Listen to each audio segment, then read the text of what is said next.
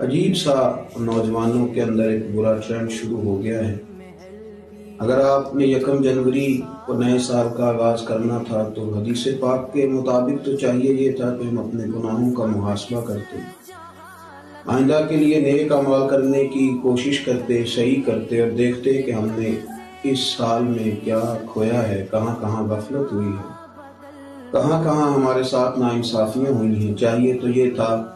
کہ ہم سوچتے کہ اس گزرنے والے سال میں اہل کشمیر پر کیا گزری، ہم سوچتے کہ اس سال میں زلزلہ آیا، ہم سوچتے کہ اس سال میں کتنی تکالیف سے امت گزری، ہم یہ محسوس کرتے کہ اس سال میں غربت کتنی بڑی، گھر کتنے اجڑے،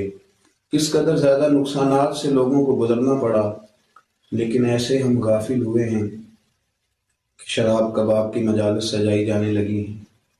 معاذ اللہ نوجوان رات چوکوں میں گزاریں گے،